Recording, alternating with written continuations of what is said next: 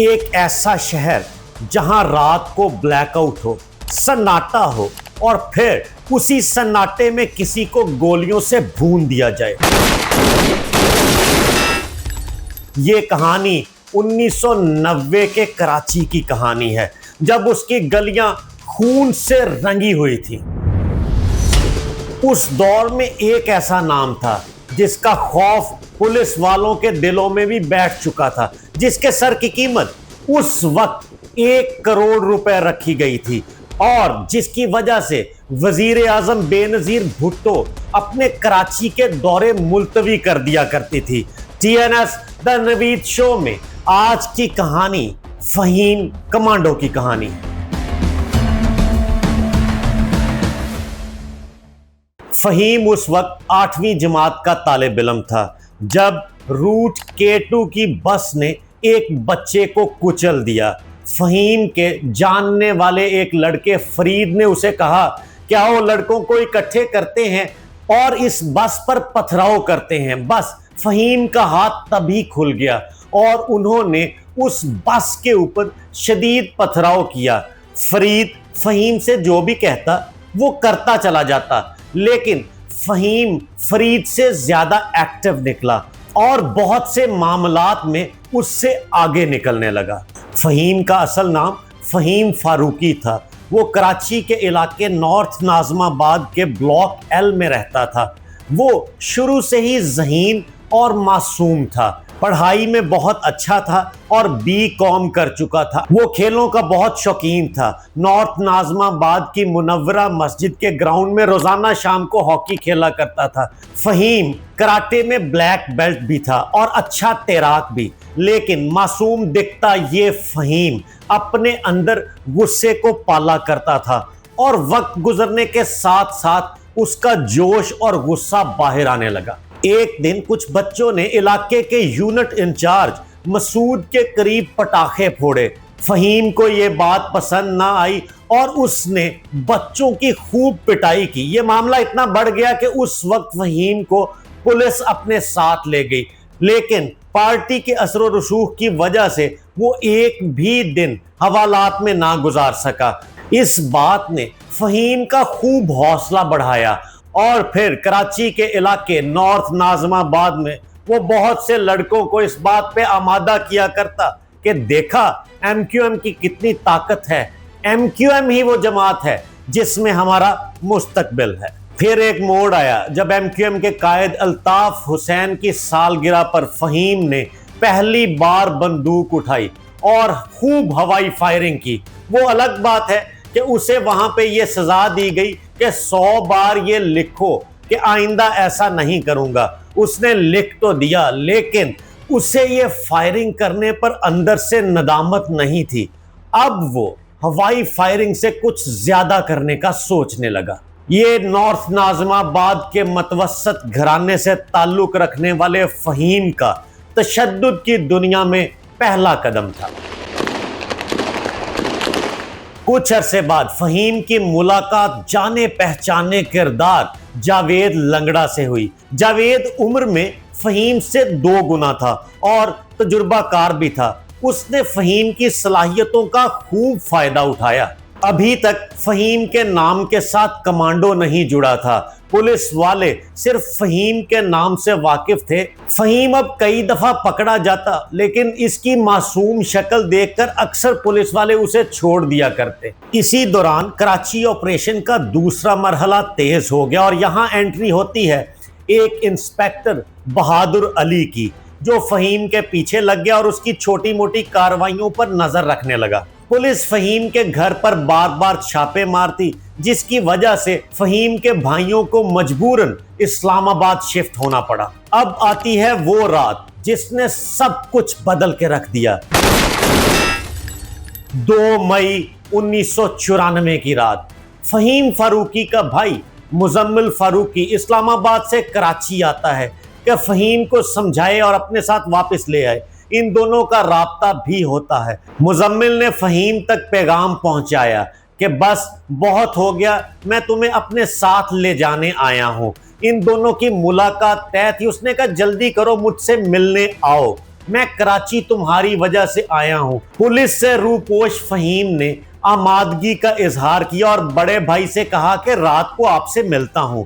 अभी फहीम अपने बड़े भाई मुजम्मिल के पास पहुंचा नहीं था कि उस वक्त नामालूम अफराद खामोशी से मुजम्मिल की जानिब बढ़ चुके थे। इससे पहले कि फहीम मुजम्मिल तक पहुंचता, मुजम्मिल को कुछ लोगों ने उस रात कत्ल कर दिया। फहीम अपने भाई के जनाजे में शरीक ना हो सका क्योंकि वो खुद मफरूर था, लेकिन इस वाक़े ने फहीम के अंदर पुलिस के खिलाफ शदीद नफरत की आग भड़का दी।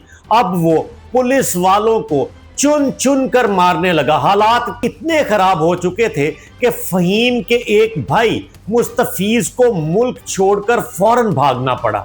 यहीं से वो खूनी सिलसिला शुरू होता है जिसने फहीम फारूकी को फहीम कमांडो बनाया। अब फहीम कमांडो का नाम पूरे कराची में गूंजने लगा। उसके बारे में ये मशहूर हो गया कि जब तक वो किसी पुलिस वाले की जान न ले ले, रात भर उसे नींद नहीं आती। उस वक्त फहीम कमांडो के सर की कीमत 1 करोड़ रुपए मुकर्रर कर दी गई। खौफ का आलम यह था कि पुलिस वालों ने उसकी गिरफ्तारी और मुमकिना हलाकत के हवाले से अब वजीर आजम और सदर ममलकत की सतह पर बातें होने लगी। खुद मोहतरमा बेनजीर भुट्टो फहीम कमांडो के हवाले से मिलने वाली इंटेलिजेंस की बुनियाद पे अपने कराची के दौरे तब्दील कर लिया करती थी। फहीम कमांडो की एक खातून से दोस्ती थी। एक मौका ऐसा आया कि पार्टी की तरफ से यह हुक्म दिया गया कि इस खातून को रास्ते से हटा दिया जाए, जिसे मानने से फहीम कमांडो ने इनकार किया और यही इनकार फहीम कमांडो की पार्टी के साथ दूरियों का बायस बना। पार्टी क़यादत को यह इनकार नागवार गुजरा और फिर फहीम कमांडो अपनी ही जमात के रेडार पर आ गया। यह भी कहा जाता है कि फहीम का इख्तलाफ भत्ताखोरी के मामले पर हुआ था। उसे एक दुकानदार के हवाले से कहा गया कि यहां से भत्ता लेके आओ। फहीम ने साफ इनकार कर दिया और गुस्से में वहां से चला गया कि मैं उस जगह से भत्ता नहीं लूंगा। और ये वो स्टेज थी जब फहीम कमांडो की पार्टी से तो दूरियां बढ़ ही रही थी और दूसरी तरफ वो पुलिस के लिए सबसे बड़ा खौफ बनता जा रहा था। 1995 के ऑपरेशन में हालात कराची में ये हो चुके थे कि पुलिस वाले अपनी वर्दियां नहीं पहन सकते थे और वो आम लिबास में अपना काम किया करते। कराची में खौफ की लहर थी। दहशतगर्द तवातर के साथ पुलिस स्टेशंस पर हमला किया करते थे। पुलिस स्टेशंस को बैरियर्स और रेत से भरी हुई बोरियों के साथ महफूज बनाने का बंदोबस्त किया जाता। सिंध पुलिस के सरकारी एदादो शुमार के मुताबिक 1991 से 2014 तक 2000 से जायद पुलिस एहलकार और अफसरान को घात लगाकर हदफ बनाया गया। ये एक बहुत बड़ा नंबर है। इनमें से 451 पुलिस एहलकार और अफसर सिर्फ और सिर्फ कराची ऑपरेशन की नजर हो गए।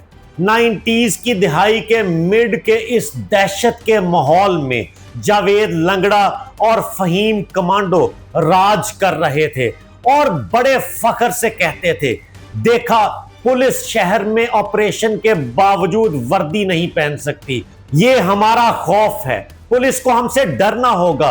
और वहीं पे फहीम कमांडो ने कहा था कि जब तक मैं रोजाना किसी पुलिस वाले की जान ना ले लूं तो मुझे रात भर नींद नहीं आती। इसी कहानी के आगाज में मैंने आपको SHO बहादुर अली का जिक्र किया था कि वो फहीम कमांडो की कार्रवाइयों को नोटिस किया करता था और उसके घर पर छापे मारा करता था। SHO बहादुर अली और उसकी टीम को भी फहीम कमांडो ने निशाना बनाया और बाद में एतराफ किया कि इन सबको कत्ल करने के अहकामात लंदन से आए थे।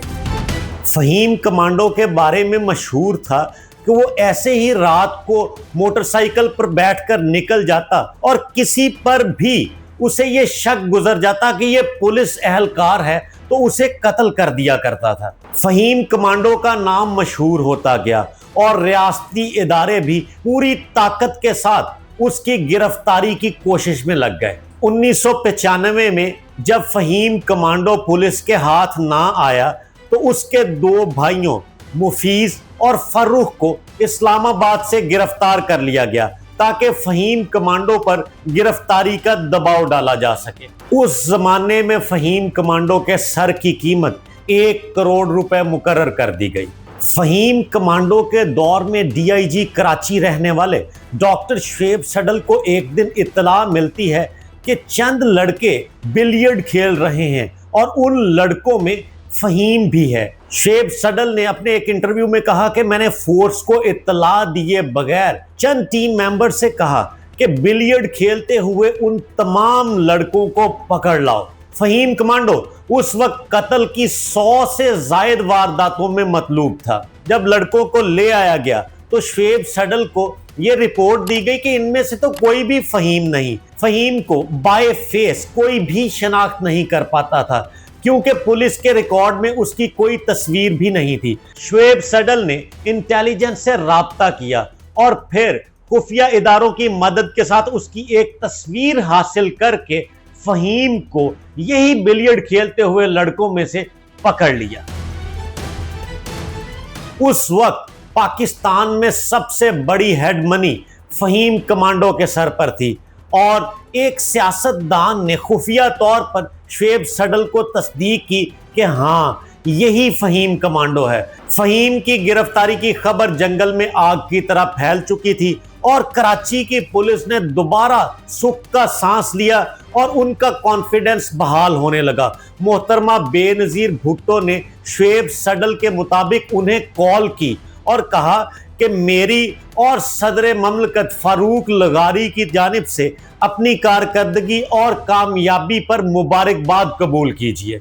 डॉक्टर सडल के मुताबिक फहीम कमांडो की शनाख्त करके तस्दीक करवाने वाले उस सियासतदान को भी कुछ रोज के बाद कत्ल कर दिया गया। कुछ रिपोर्ट्स के मुताबिक रियासत के फैसला साजों में इस बात पर गौर किया गया कि इसको रखकर हम क्या करेंगे, ये फहीम कमांडो है और इसका एक खौफ है। पुलिस के इदारे का कॉन्फिडेंस पहले ही शेक था तो इसको मजीद रखना हमारे लिए मुनासिब नहीं। ये कल कलां को फिर भाग जाएगा और दोबारा से मुसीबत बनेगा। कहा जाता है कि इस फैसला साजी में उस वक्त के वजीर दाखिला नसीरुल्लाह बाबर शामिल थे। शुएब सडल कहते हैं कि 14 दिन के रिमांड के बाद फहीम कमांडो को जेल भेज दिया गया और उन्होंने जेल हुक्काम को पाबंद किया कि अदालती पेशी की सूरत में वो शुएब सडल को यानी उस वक्त के आईजी को आगाह करेंगे ताकि वो खुद से उसके हिफाजती बंदोबस्त को यकीनी बनाए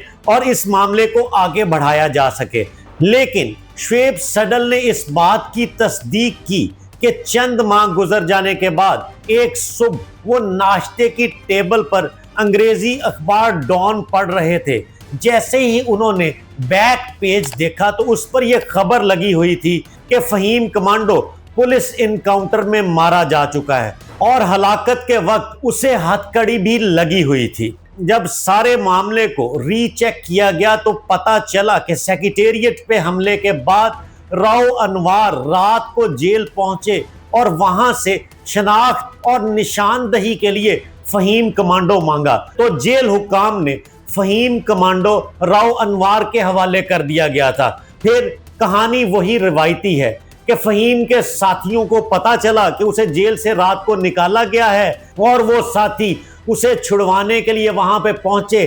फायरिंग के तबादले में फहीम कमांडो हथकड़ियों में जकड़ा मारा गया। डॉक्टर शुएब सडल ने वजीर दाखिला नसीरुल्लाह बाबर से राब्ता किया तो उनसे कहा कि अगर ये मामलात मुझसे बाहर से ही तय होने हैं और मैंने ला इल्म ही रहना है तो मुझे पुलिस के इस भारी ओहदे की जिम्मेदारी से सुबकदोश कर दीजिए। नसीरुल्लाह बाबर ने शुएब सडल से कहा कि यह सब मेरे इल्म में था, मैं जब भी कोई मसला होगा मैं इस वाक़े की पूरी जिम्मेदारी खुद से कबूल करूंगा। फहीम कमांडो का जुर्म उसकी शादी भी थी। कहा जाता है कि फहीम की बीवी नाहीद भट्ट ने कमांडो और उसके साथियों की मुखबरी की थी। फहीम कमांडो के दोस्त नाहीद भट्ट से उसकी शादी को गलती समझते हैं क्योंकि वो कहते हैं कि उसके बाद कमांडो का ग्रुप तितर बितर हो गया। और सबसे ज्यादा जानी नुकसान हमारे लड़कों का इसकी शादी के बाद हुआ। नाहीद भट्ट के पुलिस के साथ खुफिया राब्ते थे और नाहीद भट्ट ने हमेशा इस इल्जाम की तरदीद की। जब फहीम और उसके लड़के किसी मिशन पर निकलते तो नाहीद भट्ट दरवाजे में कुरान पाक उठाकर खड़ी होती और सब लड़कों को कुरान के साए में रुखसत किया करती थी। फहीम कमांडो की इस गलती की वजह से कारकुनों की जितनी गिरफ्तारियां हुई या जिस पैमाने पर हलाकतें हुई, ये बहुत बड़ा नुकसान था। इस नुकसान की इंटेंसिटी या शिद्दत का अंदाजा आप इस तरह लगा लीजिए कि इस वजह से फहीम को एमक्यूएम के शोहदा या हीरोज की फहरिस्त में जगह नहीं दी गई। टीएनएस द नवीद शो में आज के लिए इतना ही। कहानियों का यह सिलसिला जारी रहेगा, आप हमारे साथ जुड़े रहिएगा।